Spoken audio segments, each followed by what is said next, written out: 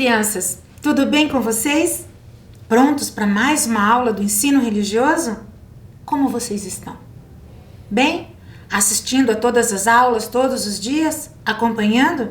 Eu espero que vocês estejam gostando. Nós aqui estamos programando com todo carinho. Eu estava aqui pensando enquanto eu planejava essa aula que nós já estamos na aula 14. Olha quanta coisa a gente já aprendeu. E esse ano também nos ensinou outras coisas, como por exemplo ter paciência, valorizar as pessoas que estão próximas a nós. Logo, logo, essa pandemia toda vai passar.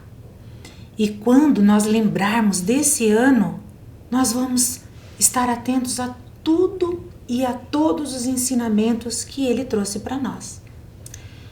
Então, vamos continuar e vamos valorizar o que nós temos hoje. Combinado? Nessa aula, nós vamos continuar falando de símbolos religiosos. Mas antes, vamos separar nosso material? Hoje é o caderno, o lápis grafite, o lápis de cor e a borracha. Eu aguardo.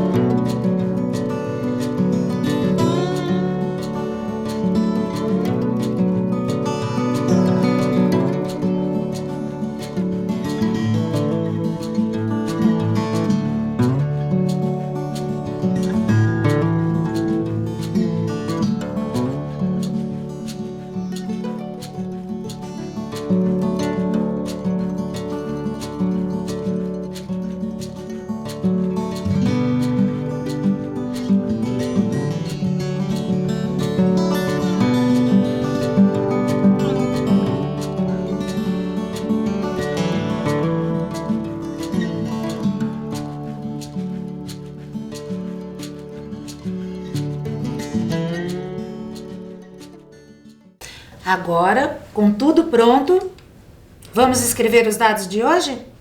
A data de hoje, a aula 14, símbolos religiosos, ensino religioso. Eu aguardo, caprichem.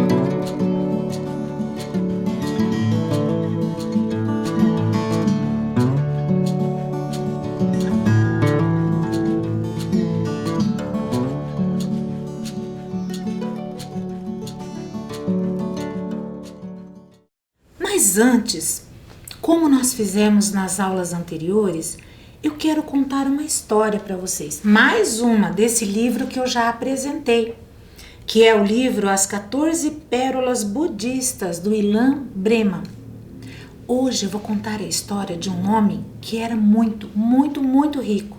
E por esse motivo ele era agradado por todo mundo. Menos por um homenzinho muito pobre, mas muito feliz com tudo que ele tinha. O que será que esse homem rico fez? Vamos conferir? O nome da história de hoje é A Busca pelo Elogio. Existia no Tibete um homem de uma fortuna incalculável. Sua riqueza era tão famosa que todos os homens à sua volta não se cansavam de elogiá-lo e bajulá-lo.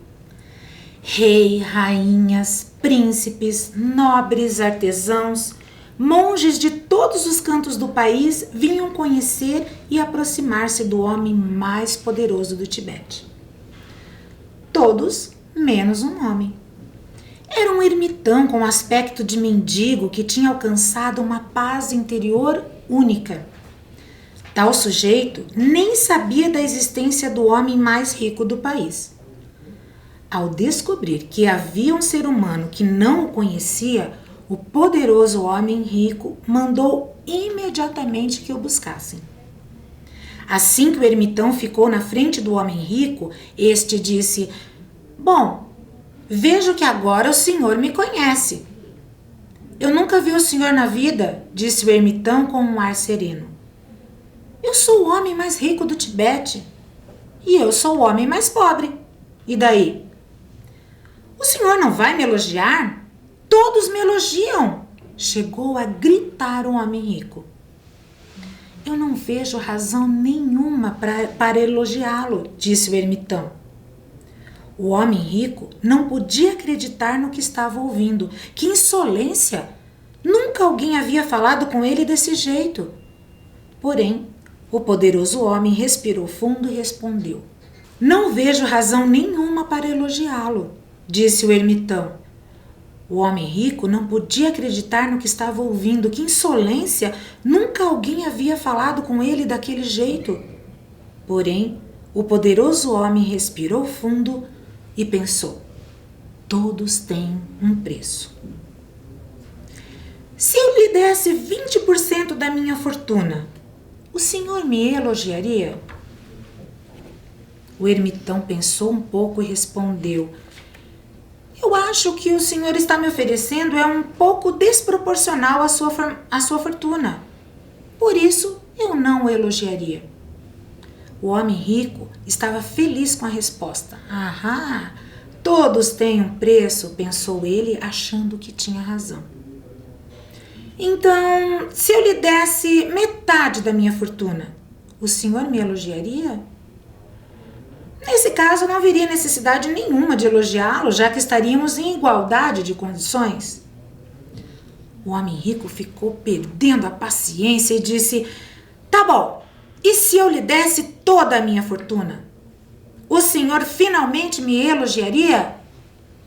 O ermitão abriu um sorriso de dentes enegrecidos e disse: "Caso eu possuísse toda a sua fortuna, por que haveria necessidade de elogiá-lo?" O rico desabou no chão desalentado. Sua riqueza não tinha influência nenhuma sobre aquele homem vestido de farrapos e com aspecto de mendigo. O ermitão saiu da sala do mesmo jeito que entrara, sereno e com uma paz interior que só poucos conseguem alcançar. Bonita essa história, não é mesmo? Essas são as imagens. As imagens são de Enid Zilberman. Gostaram dessa história? Mais uma história desse livro, que tem várias outras para que a gente possa conversar e para que eu possa ler para vocês. É tão bom ouvir histórias, não é mesmo? Bom, eu vou chamar a professora Macleise para conversar, para continuar a nossa conversa sobre símbolos. Vocês conseguem adivinhar qual que é a matriz que vai ser hoje? Será? Então vamos conferir. Na aula passada, nós vimos alguns símbolos religiosos de uma matriz. Qual foi? Oriental. Muito bem, vamos relembrar quais foram os símbolos que nós vimos? Olhem aí na tela. Foi o Om, que é do hinduísmo, nós vimos a roda do Dharma, do budismo, e nós vimos o Yin Yang do taoísmo. Muito bem. Esses 3 símbolos religiosos são de religiões de matriz oriental. Ótimo.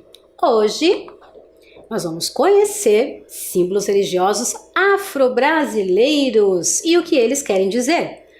Afro-brasileiro, por que será que tem esse nome? Nós já conversamos, mas nós podemos relembrar, né? Afro lembra o quê? África. Muito bem, que espertos. África e brasileiro já está dizendo, né? Quer dizer o quê? Que as religiões afro-brasileiras são religiões que nasceram por conta dessa mistura do que veio do povo africano e de nós brasileiros. Isso mesmo. Então, as maiores religiões afro-brasileiras que nós conhecemos são o Candomblé e a Umbanda. Não quer dizer que existam só essas. Existem muitas religiões afro-brasileiras, mas as mais conhecidas são essas 2 que eu falei para vocês, a Umbanda e o Candomblé. Então, hoje nós vamos conhecer alguns símbolos religiosos dentro dessas 2 religiões, certo? Vamos lá? Preparados? Vamos lá então. O primeiro, na verdade os 3 primeiros, são os atabaques. Vocês já viram algum atabaque? Observem aí na tela, como é que eles são? São todos do mesmo tamanho? São todos iguais? Vamos ler então esse texto que está dizendo sobre os atabaques? É um instrumento musical de percussão. Constitui-se de um tambor cilíndrico com uma das bocas cobertas de couro de animal. É tocado com as mãos, com 2 baquetas, ou por vezes com uma mão e uma baqueta, dependendo do ritmo do tambor que está sendo tocado. No Candomblé e na Umbanda é considerado um objeto sagrado. Olha lá os tipos de atabaques que nós temos. O rum, que tem o som grave, o rumpi, que tem o som médio, e o lê, que tem o som agudo. Professora, mas eu nunca ouvi esse barulho aí do atabaque. Porque se é um instrumento de percussão, é um instrumento de bater. Nós vimos aí que ele bate lá ou com uma baqueta ou com as mãos, né? Ele é tocado. E ele tem o couro de animal, que deixa melhor o som, né? Para bater. Mas você já ouviu? Já viu a diferença desse som aí grave, médio ou agudo? Não? Ah, será? Vamos ouvir? O que vocês acham? Eu acho boa ideia. Eu separei para vocês um videozinho de 3 pessoas tocando os atabaques. Olhem aí. Então, nós vamos agora tocar o toque Ijexá, como nos ensinaram.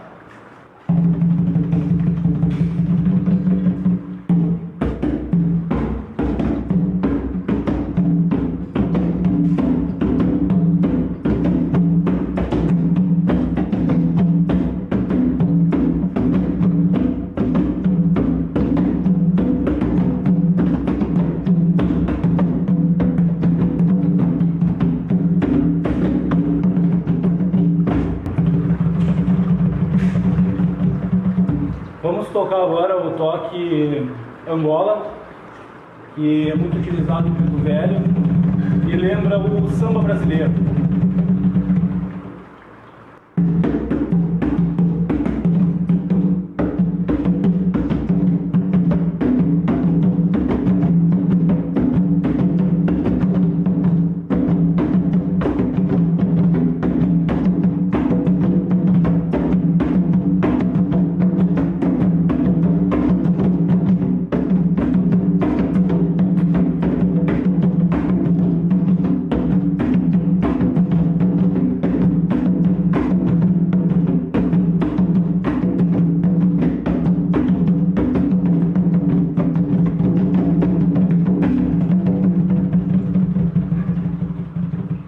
Olha, já tinham ouvido alguma vez os atabaques tocando? É, ele até mostrou e tem alguns dos nomes, né? As maneiras de tocar esses atabaques. E conforme é batido, né? Tá aí o som mais agudo, o som mais grave, o som mais médio. Muito bem. Todos os terreiros de Umbanda e Candomblé normalmente, né, possuem os atabaques. Vamos conhecer mais um símbolo religioso das religiões de matriz africana? Vamos lá? Fio de contas ou guias. Olhem aí na imagem. Como elas são? São todas da mesma cor? Não, né? Elas são coloridas. Vamos ler o texto aí do lado? Eu já falo um pouco mais sobre os fios de contas. Os fios de contas no candomblé ou guias na Umbanda são usadas como instrumentos religiosos que fazem elo entre o corpo material e o divino. No candomblé, são confeccionadas de miçangas nas cores de cada divindade e simbolizam alguns cargos como mãe, pai de santo e ogã. Na Umbanda, as guias representam a entidade ou guia espiritual de cada religioso. Quando o filho está com seu fio de contas ou guia no pescoço, ele está em verdade carregando consigo seu próprio orixá ou entidade. Que texto grande, né? Vamos conversar um pouquinho sobre ele? Então, no candomblé, esse colar, se a gente for pensar, é uma espécie de colar, né? Dentro do candomblé, esse colar tem o nome de fio de contas. E ele é confeccionado com miçangas. O que é uma miçanga? São bolinhas, né? Coloridas a gente usa de plástico, né? Mas dentro do candomblé ele pode ser feito com pedras, pode ser feito com conchas. E dentro do candomblé ele é como se fosse uma identificação. Vamos pensar assim. Se na sua casa, por exemplo, tem o pai, a mãe e você. E aí, para dizer que é o pai vai usar um colar azul. Então, toda vez que, se a gente for pensar, se fosse para aplicar para todo mundo, né? Todos os pais vão usar colar azul. Então, toda vez que você vê uma pessoa, um homem, de colar azul, você sabe que ele é pai. As mães vão usar um colar amarelo. Então, toda vez que você vê alguém com um colar amarelo, seria uma mãe. Então, é mais ou menos isso. Dentro do candomblé, os colares são diferentes dependendo do que você faz dentro do terreiro. Como a gente viu ali no texto, pai e mãe de santo têm um colar diferente. Os ogãs têm um colar diferente, né? Um fio de contas diferente. Sabe o que é ogã? Sabe que nós vimos no slide anterior os atabaques? Então, quem toca os atabaques são os ogãs. As pessoas que tocam lá são chamados de ogãs, que é uma coisa bem especial dentro do terreiro, né? É um cargo bem especial. Então, lá o colar deles também é diferente. Na Umbanda, esse colar tem o nome de guia. Se a gente for pensar em guia, o que é uma guia? É uma coisa que conduz, né? Te coloca no caminho, vamos pensar. Então, nós vimos que de acordo com o orixá, é a cor desse fio de contas. Então, cada orixá, cada entidade tem uma cor, né? Se a gente for pensar, deixa eu pensar. Verde é de Oxóssi, laranja de Ansan, vermelho de Ogum. Então, as pessoas usam, né, para identificar quem é o seu orixá que cuida, né, que é o guia. E aí as pessoas usam isso no pescoço como forma de proteção. Legal? Vocês já tinham visto? Já repararam em alguém na rua usando esse tipo de colar? Agora você já sabe quando vocês virem por que a pessoa está usando esse colar, que é um fio de conta ou uma guia. E é um símbolo dentro das religiões de matriz africana. Vamos lá para o próximo? Olhem lá. Esse que nós vamos ver agora, olhem aí, que diferente. Parece um espanador? Parece um espanador, né? Mas não é espanador não. Isso é um símbolo religioso. Olha o nome dele. Eruexim. Esse objeto aí representa a orixá Iansã. Conta-se na história que a Iansã pegava esse objeto aí, que é feito de madeira, e na ponta é normalmente feito do rabo do cavalo, na verdade da crina do cavalo, daquela parte que fica em cima da cabeça do cavalo, assim. E aí ela utilizava esse Eruexim, é um nome diferente, né? Utilizava esse Eruexim para espantar os maus espíritos. E aí, quando ela fazia esse movimento, fazia um vento, né? E aí ela espantava os maus espíritos. Essa é a história desse objeto. Vamos conhecer mais um? Olha aí, o Ofá, que é do orixá Oxóssi. Olha só, o que parece esse símbolo aí? O que lembra esse símbolo aí?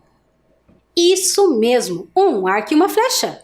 Mas por que será que Oxóssi, que é um orixá, é representado por um arco e uma flecha? Sabe por quê? Porque esse orixá é um guerreiro, um guerreiro das matas. Então, se a gente for pensar que ele é um guerreiro das matas, ele caça?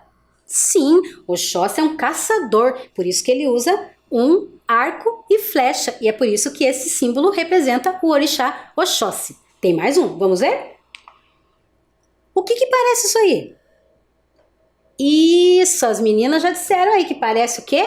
Um espelho. O nome desse objeto é abebé e representa a orixá Oxum. Sabe que Oxum, dentro da história dos orixás, ela é muito vaidosa? Inclusive, ela usa esse espelho para se admirar, mas também esse abebé é um instrumento de guerra. Um instrumento de guerra, professora? Sim, porque às vezes ela está com isso na mão e ela usa para se defender, como se fosse uma espada. Interessante? Olha só, todos esses objetos têm a ver um pouco com a história dos orixás, por isso que eles representam. Gostaram de conhecer? Então hoje nós vimos as guias, ou fio de contas, vimos aí alguns símbolos dos orixás e no começo nós vimos os atabaques. Muito bem, então agora vamos fazer uma atividade para a gente fixar esse conhecimento? Vamos lá? Olha lá o que vocês têm que fazer. Ligue o símbolo ao nome correspondente. Nós temos aí o Fá de Oxóssi, atabaques e os fios de contas. Vocês vão ligar o símbolo ao seu nome correspondente. Eu vou dar um tempinho e eu já volto.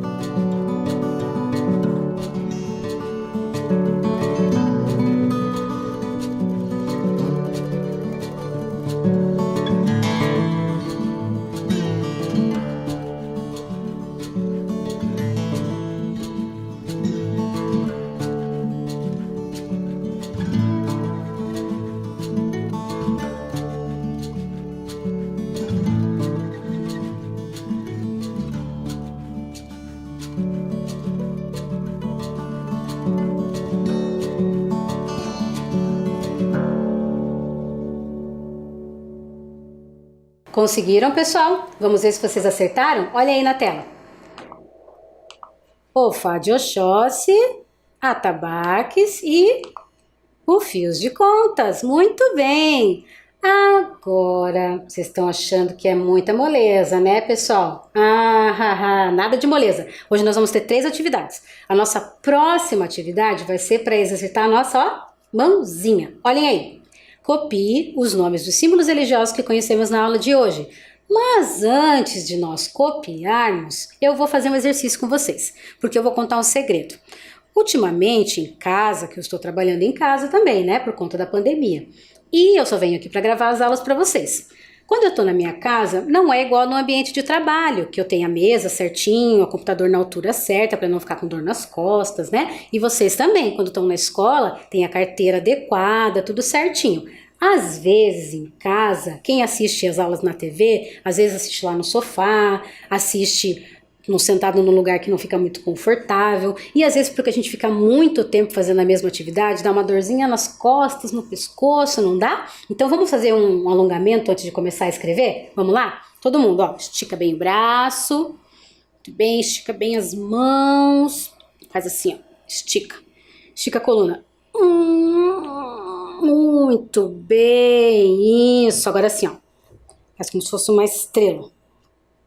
Isso. Motorzinho, motorzinho, motorzinho nessas mãos. Muito bem. Então agora você já está aquecido para copiar o nome dos símbolos que nós conhecemos hoje. Eu já volto.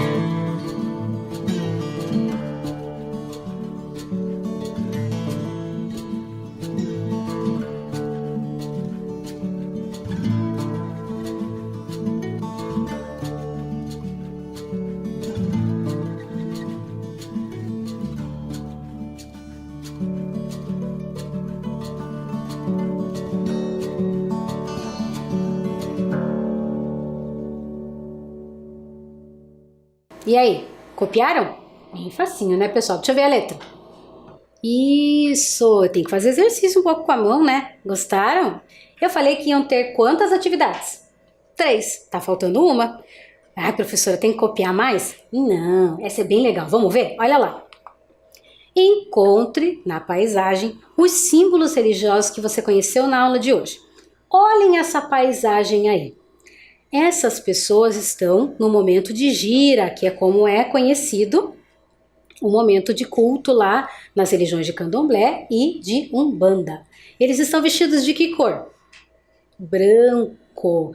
Todas as pessoas quando vão nos cultos de Candomblé ou de Umbanda, as pessoas que são os médiuns, né? Eles se vestem de branco. Sabe por que eles se vestem de branco e por que não é outra cor? Para eles, o branco simboliza, além de a igualdade, porque estão todos com as roupas iguais, né? Que as pessoas estão no mesmo nível. Todo mundo ali é igual, por isso que eles usam a cor branca. Olha, interessante, vocês sabiam disso? E aí eles estão num lugar que é um lugar construído ou é um lugar da natureza? Isso, eles estão na natureza. Vocês sabiam que as religiões de matriz africana também têm uma ligação muito forte com a natureza? É isso mesmo. Então, observem aí na tela e encontrem os nossos símbolos religiosos. Eu já volto.